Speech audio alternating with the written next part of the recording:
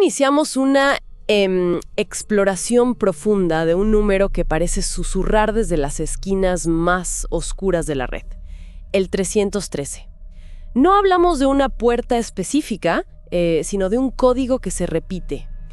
Aparecen relatos inquietantes que emergen de fuentes muy dispersas. Son como fragmentos, ¿no? Encontrados en foros, blogs, supuestos testimonios, y las historias se ambientan en lugares muy particulares: hoteles olvidados, hospitales clausurados, sanatorios perdidos en la niebla.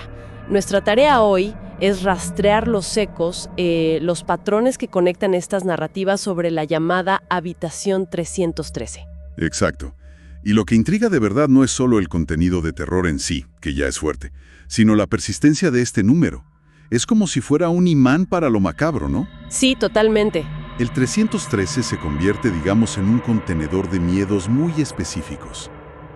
Vamos a analizar qué hilos conectan estas historias que, a primera vista, parecen aisladas, y por qué resuenan tanto. De acuerdo, perfecto. Comencemos entonces a juntar las piezas de este rompecabezas digital casi. El primer hilo conductor que salta a la vista en las fuentes es el escenario. Siempre son lugares con un pasado denso, a menudo marcados por la tragedia o el abandono. Mencionan, por ejemplo, el Hotel Mirador de los Vientos. Ah, sí, el que cerró tras unos suicidios, ¿verdad? Ese mismo. O el Retiro, una posada que, según cuentan, aparece y desaparece entre la bruma. Imagínate. Increíble. Y también hospitales, ¿no? Como el San Vicente o viejos psiquiátricos. Lugares ya cargados de por sí. Exacto. Y la habitación 313. En estos sitios, casi siempre está sellada, clausurada, o es la última opción que te dan. Como rodeada de una atmósfera de advertencia. Sí. Una advertencia implícita o a veces hasta explícita. Y esa atmósfera, fíjate, se intensifica en un momento muy específico. La hora, 3:13 a.m. Uf, la hora clave. Es una constante escalofriante en estos relatos. No es solo una hora cualquiera del reloj, ¿eh? En muchas tradiciones es un umbral. Un momento donde se cree que el velo entre mundos es más delgado. Claro. Y las fuentes describen que justo a esa hora, pasan cosas. Sistemas de hotel que registran check-ins fantasma en la 313. ¿Check-ins fantasma? Sí, imagínate. O personas que se despiertan sobresaltadas sin motivo aparente, justo a las 3:13. Golpes secos y rítmicos en la puerta. O susurros. Susurros, que parecen venir de las paredes, ¿no? Susurros nos llevan directo a los fenómenos que se reportan, que van desde lo sutilmente perturbador, no sé, un frío anómalo solo frente a esa puerta, o luces que parpadean justo al pasar por ahí, hasta encuentros ya directamente terroríficos. Las apariciones son un tema central. Sí, fundamental. Y hay figuras que se repiten, ¿viste? Eso es llamativo. Una mujer con el cabello empapado. Sí, esa aparece bastante. Otra descrita como sin rostro. Esa imagen es particularmente perturbadora, ¿no? La falta de rostro. Uf, sí. También hablan de sombras huidizas que se mueven por el rabillo del ojo, o incluso el reflejo de un hombre con la cara desfigurada. Y esa mención a los reflejos, eso nos lleva a otro elemento crucial, el espejo. El espejo en la habitación 313. Cierto. En estas narrativas, el espejo no es solo un objeto. Trasciende su función. A veces actúa casi como un archivo del horror. Un archivo, como... reflejando figuras que ya no están, o que quizás nunca estuvieron físicamente ahí. Otras veces parece un canal de comunicación. Muestran mensajes, como esa palabra, espera. ¡Qué inquietante! O se describe cómo se agrietan solos, desde adentro hacia afuera. O incluso, y esto narrativamente es muy potente, como parecen liberar a la entidad. Hay una fuente que detalla una grabación. ¿Una grabación? Sí, de una periodista que captura cómo la figura de la mujer mojada empieza como a salir del cristal. A emerger. No, eso es demasiado. Pensar en un espejo no como una ventana, sino como una puerta, da escalofríos. Y las consecuencias de cruzar ese umbral, o simplemente de interactuar con la idea del 313, parecen ser nefastas. Definitivamente, las fuentes hablan de desapariciones que no dejan ni rastro. Mencionan a una huésped, Leticia Montalvo. Sí, la leí. O un periodista, Andrés, que entró a investigar y, nunca más se supo de él. ¡Desaparecido! También se mencionan suicidios que se vinculan directamente con la habitación, o un impacto psicológico devastador. Exacto. Hay un caso citado muy llamativo sobre un terapeuta. Ah, sí, el de los pacientes. Ese mismo. Pacientes que no tenían conexión previa entre sí, pero empiezan a describir el mismo sueño aterrador sobre la habitación 313 y la mujer sin cara. ¡Terrible! Ese sueño compartido. Apunta a otra idea recurrente y muy oscura, la de un ciclo, o una especie de sustitución forzada, como si la habitación necesitara ocupantes, ¿entendés? Sí, como que reclama a alguien. Exacto.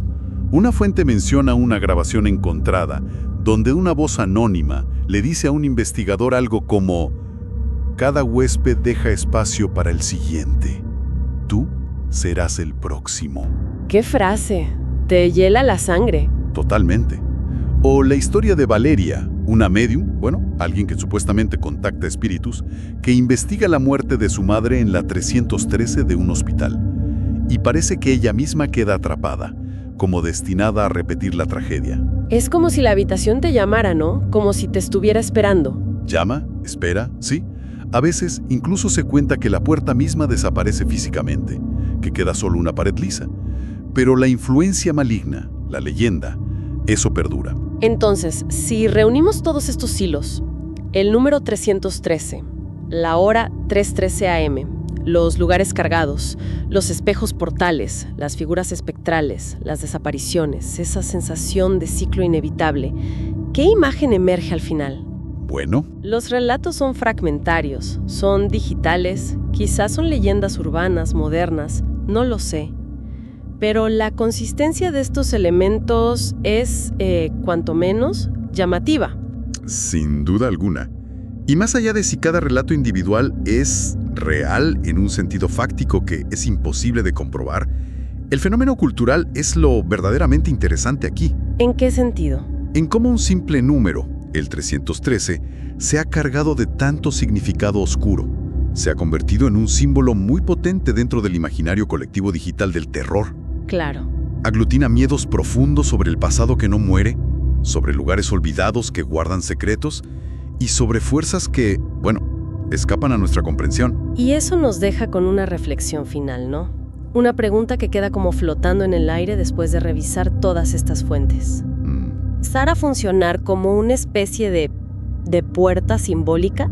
Es una idea potente.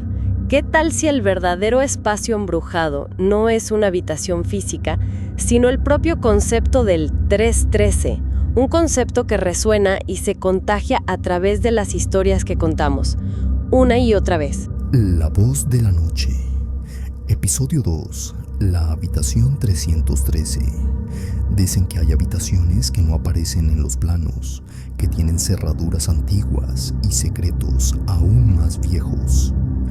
Hoy, en La voz de la noche, viajamos hasta el corazón del desierto de Arizona, al legendario Hotel Congress y al misterio que esconde su habitación más temida, la 313. En 1942, una mujer llegó al hotel. Evelyn Moore. No llevaba acompañante, solo una maleta de cuero y una expresión vacía. Se registró en recepción sin levantar sospechas. Pidió una habitación tranquila, la más alejada del ruido. Le dieron la 313. Esa fue la última vez que alguien la vio con vida. 3 días después, los empleados notaron un olor extraño en el pasillo. Llamaron a mantenimiento. Al abrir la puerta de la 313, encontraron a Evelyn sentada sobre la cama, con los ojos abiertos, sin signos de violencia, solo un susurro en el aire y una nota escrita a mano que decía: ella me habló desde el espejo, me dijo su nombre y ahora no me deja ir. Desde entonces, la habitación fue limpiada, redecorada, pero nunca volvió a sentirse normal. Durante décadas, los empleados reportaron cosas. Teléfonos que sonaban sin línea, un perfume floral que aparecía de la nada, una voz femenina que decía: no abras la puerta. A las 3:13 de la mañana, las luces parpadeaban y en ocasiones se escuchaban pasos dentro. En 1986, un joven de mantenimiento hizo una apuesta. Dormiría una noche completa en la 313. A la mañana siguiente lo encontraron desorientado, temblando, murmurando sin cesar: "No me dejen aquí, ella no duerme". Fue internado, jamás volvió a trabajar. Poco después, la dirección del hotel ordenó cerrar la habitación para siempre. Si alguna vez visitas el Hotel Congress, sube al tercer piso, detente frente a la puerta 313, coloca tu oído con cuidado y si tienes suerte o mala suerte, escucharás un leve murmullo, como si alguien caminara dentro, esperando. La voz de la noche te ha contado una historia real, pero recuerda, no todas las habitaciones cerradas están vacías. Buenas noches. Esto es La Voz de la Noche. Bienvenidos. Hoy vamos a hacer algo un poco distinto. Vamos a sintonizar una vieja frecuencia, ¿no? AM y FM, aquella de La Voz de la Noche. Ah, claro. Esa emisora, bueno, de los años 60, 70, que llenaba las madrugadas con historias así, ¿no? De misterio. Exacto. Y vamos a explorar uno de sus relatos que, la verdad, da escalofríos. Sí, nos vamos a meter con la historia de la habitación 313 del Hotel Congress, allá en Arizona. Pero más que solo contarla, vamos a ver cómo La Voz de la Noche la construyó, ¿no? Cómo usaron la radio para crear esa leyenda. Esa es la idea. Descifrar no solo el qué, sino el cómo lo contaron. La historia nos lleva a 1942. Ajá.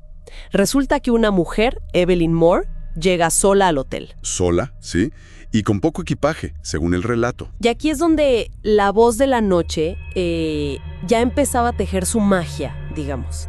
El programa hacía mucho énfasis en su soledad, en esa petición tan específica, la 313, la más alejada del ruido. Esos detallitos que ya te aíslan al personaje, ¿sabes? Preparan al que escucha. Claro, te van metiendo en situación. Una técnica muy de ellos. Crear esa sensación de vulnerabilidad. Totalmente. Bueno, pasan 3 días, silencio total desde la habitación. Y ahí el personal del hotel, nota algo raro. Un olor, dicen. Tienen que forzar la puerta. Y la encuentran, sentada en la cama, quieta, con los ojos abiertos. Uf. Y sin signos de violencia, que eso es lo más chocante al principio. Pero había una nota. Ahí está. La nota, una pieza fundamental en cómo lo contaron por radio. ¿Qué decía la nota? Me dijo su nombre y ahora no me deja ir. Es increíble cómo usaron algo visual, una nota escrita, en un medio que es puro sonido, ¿no? Sí, es verdad.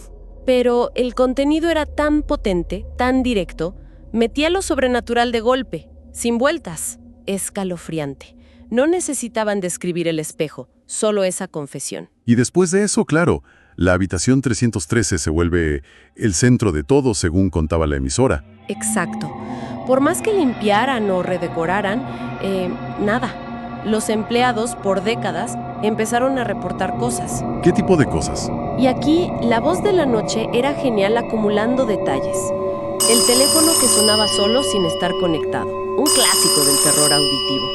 O ese olor, un perfume de flores muy particular que aparecía y desaparecía de la nada. También hablaban de una voz, ¿no? Una voz de mujer. Sí. Una voz que susurraba o advertía, no abras la puerta.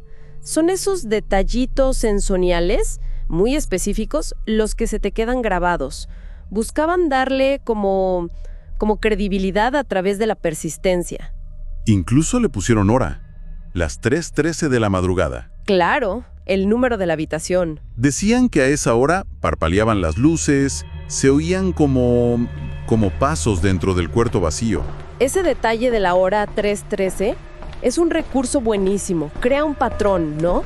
Algo cíclico, casi como un ritual macabro.